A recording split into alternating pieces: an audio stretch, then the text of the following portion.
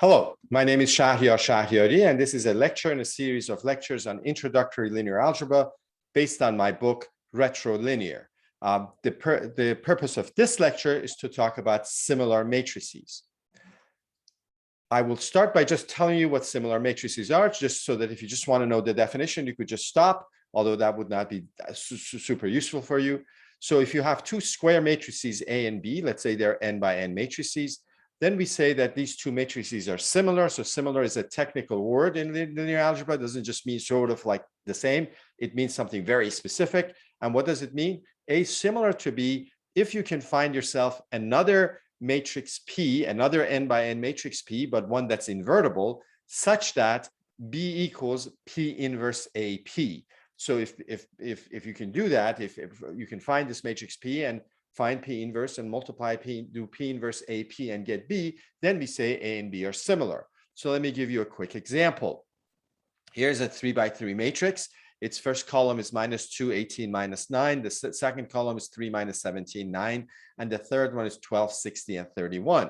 Then I tell you that this matrix is similar to this much nicer matrix B, which is a diagonal matrix. By that, I mean that it only has non-zero entries down the diagonal, and those entries are 4, 7, and 1. How did I know that? Because somehow or another, I knew that if that B equals P inverse AP, if P is this other 3 by 3 matrix. The one that its first row is 1, 2, 3, the second one is -2, -6, 3, and the third one is 1, 3, 0, and it's invertible. There is its inverse, and if you have patience and multiply P inverse by AP, then you get B. Now, this raises lots of questions, and so let's see what kinds of questions we might have.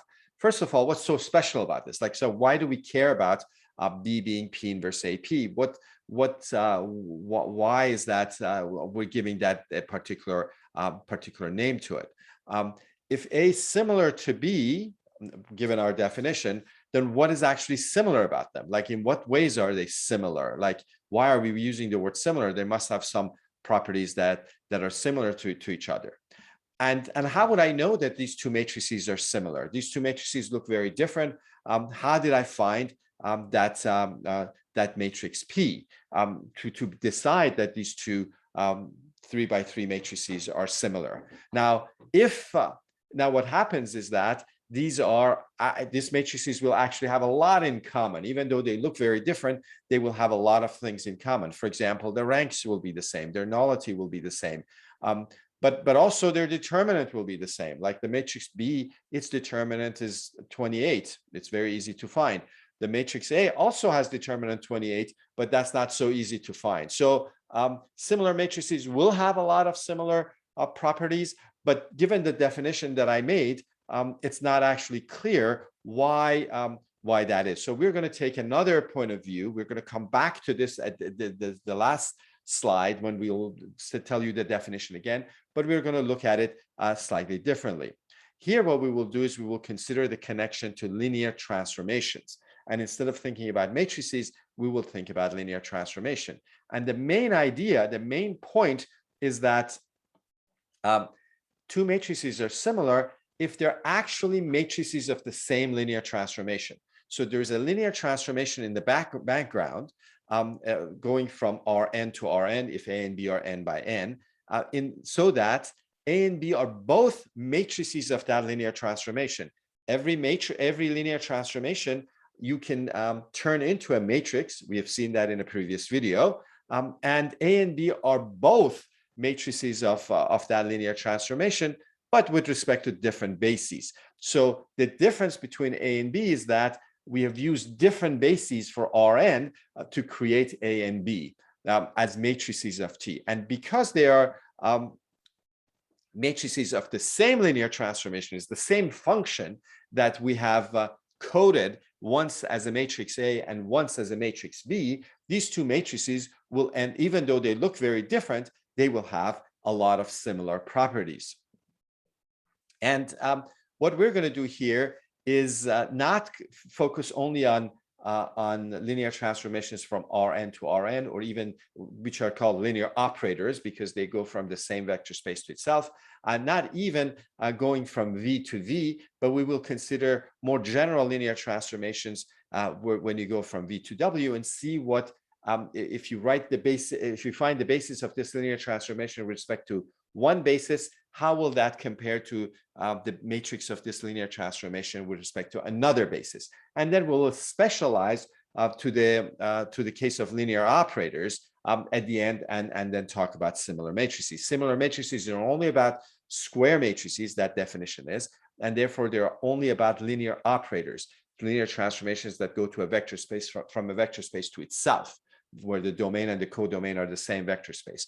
But in general, if you have a linear transformation from any vector space to another, as long as they're finite dimensional, you can find matrices for that linear transformation. And we want to see what happens when you change bases. So now, I'm going to repeat what I said one more time. So let's say that I have a linear transformation from V to W. Then there's no such thing as the matrix of this linear transformation. We have talked about the fact that matrices and linear transformations are two different ways of thinking about the same thing. In previous videos, we have discussed that quite often. But there's no such thing as the matrix of a linear transformation. This linear transformation will have many different matrices that do the job of the linear transformation. That matrix, finding that matrix, depends on the choice of bases for V and W. If you change bases, you'll get a different matrix. Although that new matrix will still be the matrix of that linear transformation. And so we'll have some relationship with that other matrix you found using a different basis. So for example, rank of all of these matrices, regardless of the basis that you choose, will always be the same as the dimension of the image of T. So the rank of all of them will be the same. Similar to their nullity. Their nullity will be the dimension of the kernel of T. And so the nullity of those matrices will be the same. So these are just examples that of why matrices that come from the same linear transformation, but through different bases, have a lot in common. And that's the approach we are going to take. You don't have to do that. You could just define the similarity for matrices and just stick to that, and then prove things just basics on the matrix definition. But this slightly more abstract point of view is actually very helpful in my mind. So these matrices have a lot in common because they're matrices of the same linear transformation. So now as we see, because we're going to be looking with different bases, let me remind you about a change of bases matrices. So we define change of bases matrices in two different ways. Well, we defined it in one way, but we showed that you can think of it in two different ways. My preferred approach is to think of the identity linear transformation from a vector space to itself. Identity linear transformation is the one that sends everything to itself, just very sort of a trivial map. But you pick a basis S for V and another basis B for V. So S is a basis for V, B is a basis for V. So I have two different bases. And then whenever you have a linear transformation, including this linear transformation, the identity transformation, and as long as you fix your bases for your domain and codomain, you can get a matrix that does the job of the linear transformation for you. So such that instead of plugging into the linear transformation, you can use matrix multiplication. Of course, this linear transformation is really easy to plug things in, but the point is that we like the matrix that we get. And so using that corresponding to that linear transformation and those two bases, we have this matrix of this linear transformation, and the notation that I use is the matrix of identity with respect to S and B. And even though I write B comma S, I read that as S and B, because S is the basis of the domain and B is the basis of the codomain. I write B comma S even though I read it as S and B, because the size of this matrix is the size of B times the size of S. The number of rows of this is the same as how many elements are in B, then the number of columns is the number of how many elements are in S. But the other way to think about this is to say that you have all we really have this identity is almost a red herring, this identity map. red herring here. It doesn't really do anything. So you could just focus on the bases and say, well, you have two bases for an n-dimensional vector space V, and the change of basis matrix is denoted by the bracket identity from S to B. And then there are three facts about it that tell you all you need to know about it. The first one tells you what it is. And in fact, you could take this as the definition and not the linear transformation way of thinking about it.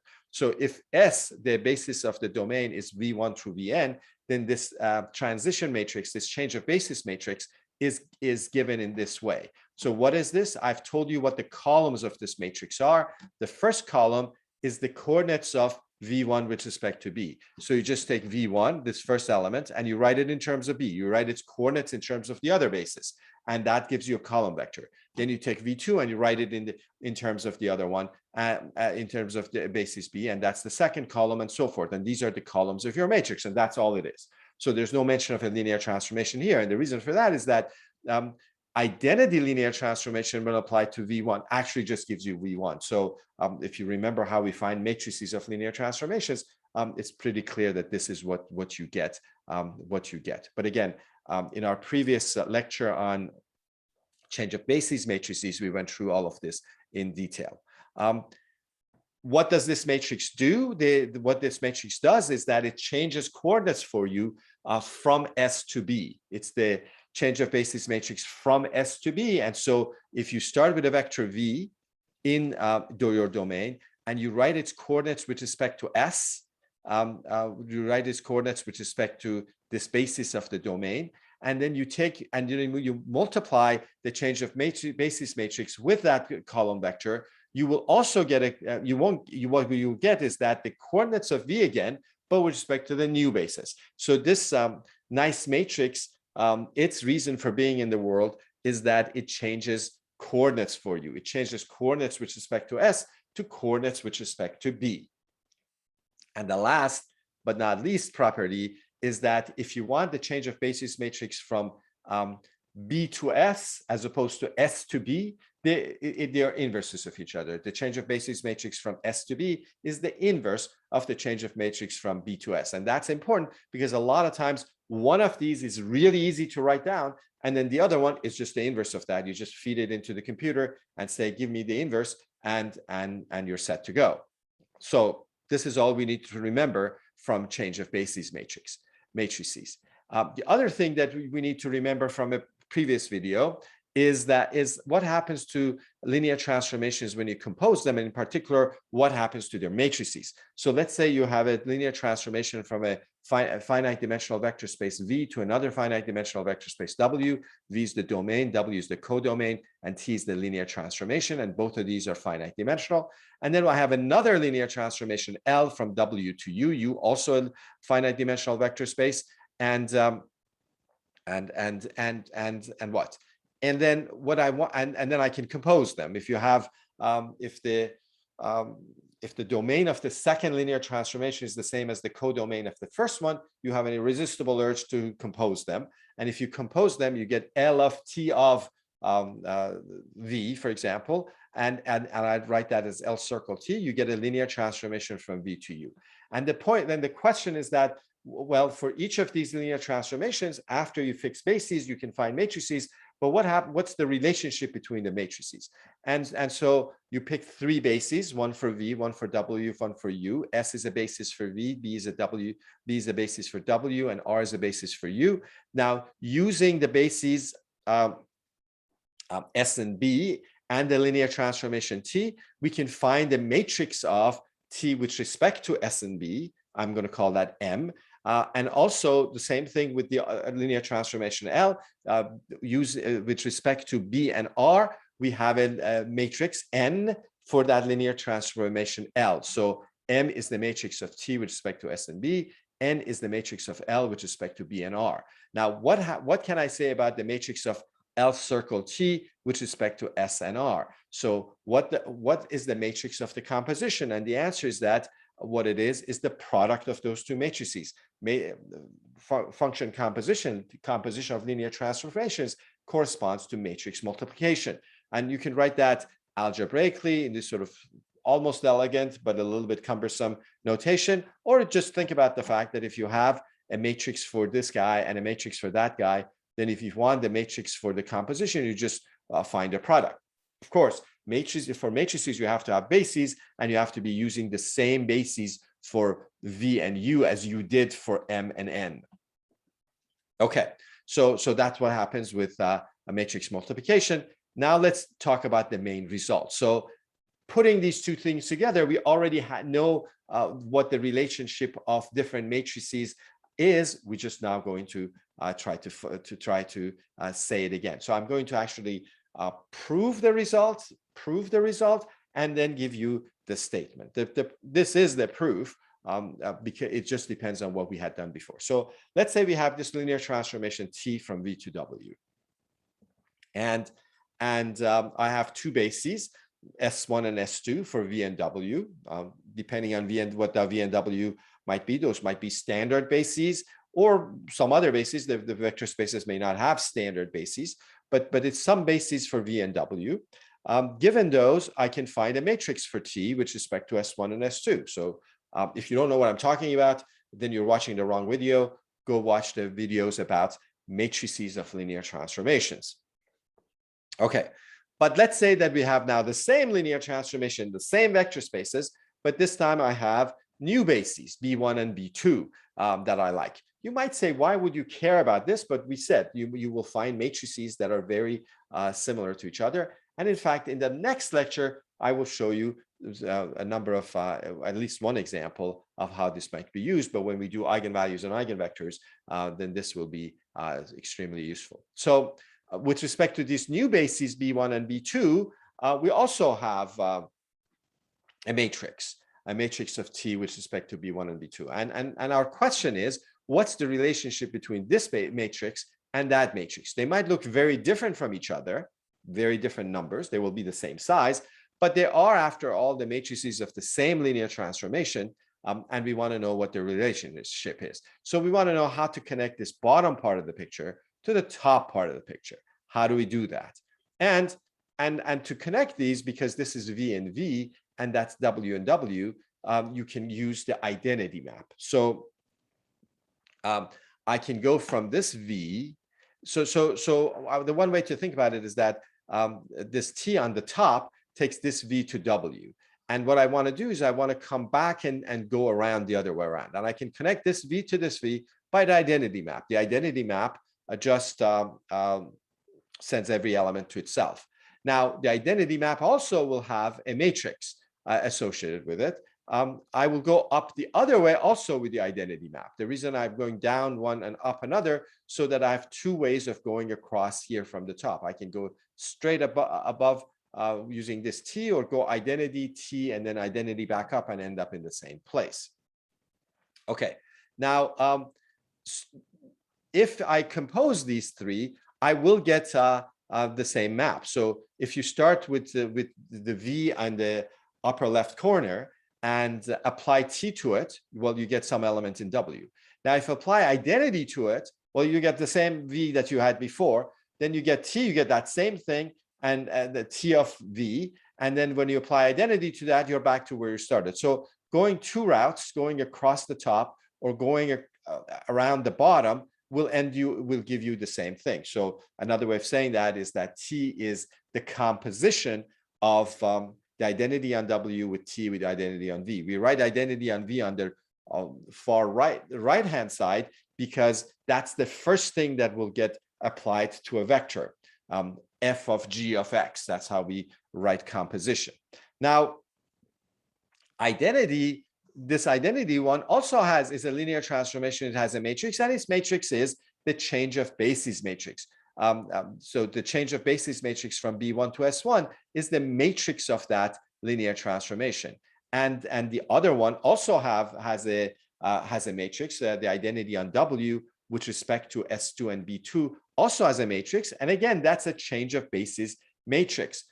When we're going from here to here, the only thing we're doing is changing bases, and the same when we're going from W to W. And therefore, the matrix that we get is a change of basis matrix. Now, we said that T is the same as the composition of these three maps.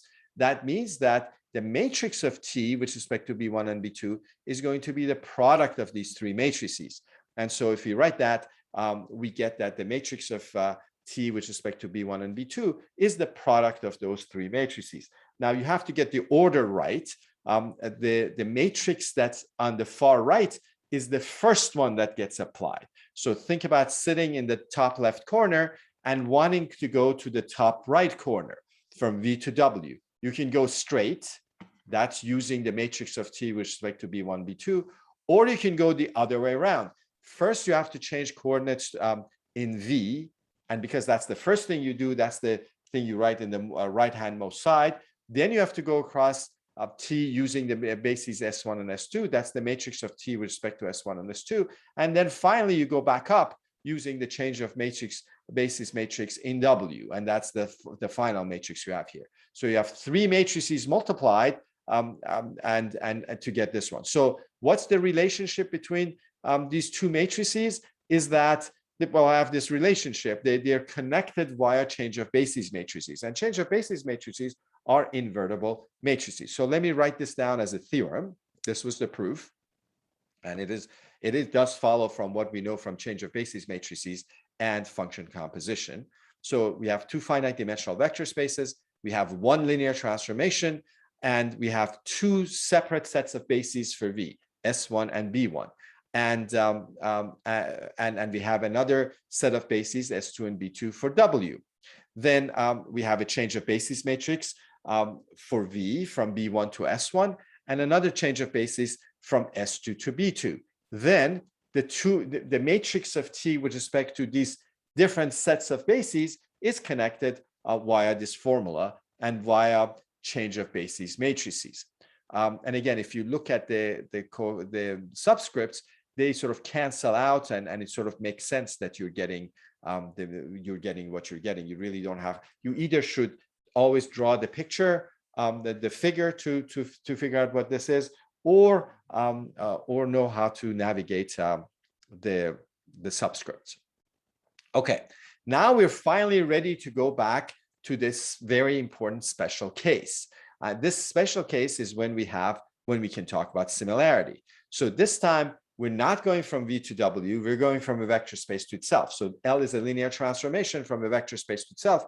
Those linear transformations we also call linear operators. And we don't use two different bases, we just use the basis S. And but we could go from L to L with using a different basis. So a lot of times we think of S as our old basis, maybe a standard basis, and B as the new basis. And we want to see what happens to the matrix of L when we switch from one basis to another. Now, again, we have a matrix for L with respect to S when we're using the same basis for the codomain and the codomain. We don't write, well, we could write, but we shorten it. Instead of writing the matrix of L with respect to S and S, we just write the matrix of L with respect to S.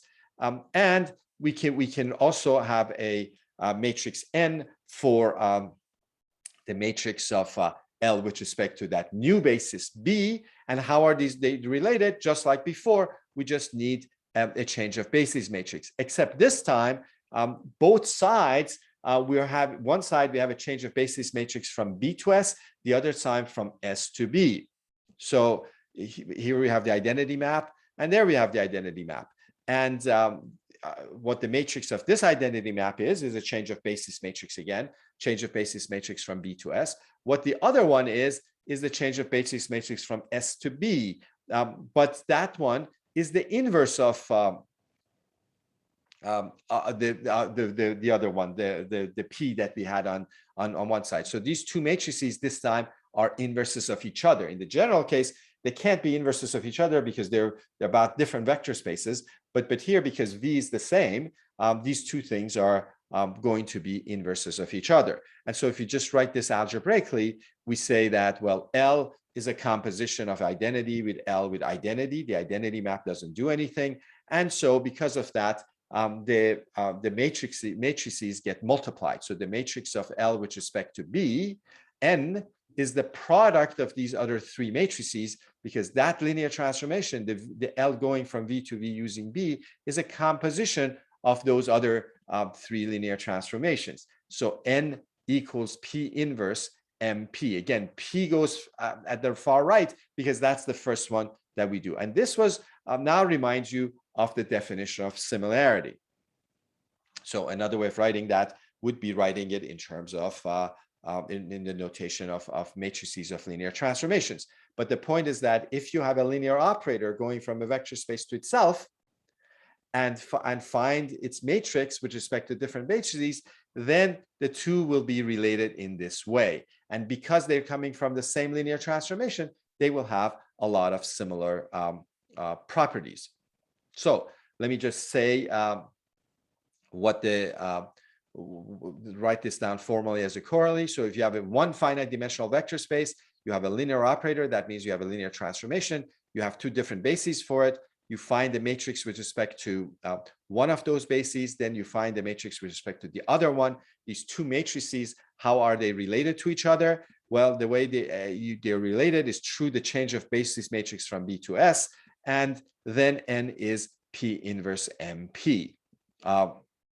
Or again, you can write it in its gory detail. So, and again, our point of view is that since these two matrices came from the same linear transformation, they must have a lot of similar properties. And because of that, now we make similar a technical word, and we make the definition. And this definition actually doesn't talk about linear transformations anymore. So, to do that, if we think of just as matrices, the only relationship between them is that N equals P inverse MP, and vice versa. If you have two matrices with this property, then P can be your change of matrix. M will give you a linear transformation. N will give you a linear transformation from the same vector space to another. And then P will be the change of basis matrix that will make P inverse MP be correct. So these matrices are called similar matrices. And now we have the definition that we started the talk with. Matrices are similar if this relationship holds, but now you know where that's coming from. That's coming from A and B being the matrices of the same linear transformation, albeit with different bases. In the next lecture, we will see an example of how to use that. And then later on, when we do more stuff with eigenvectors and eigenvalues, we'll have plenty of time to find nice matrices that are similar to your matrix. This is the end of this lecture.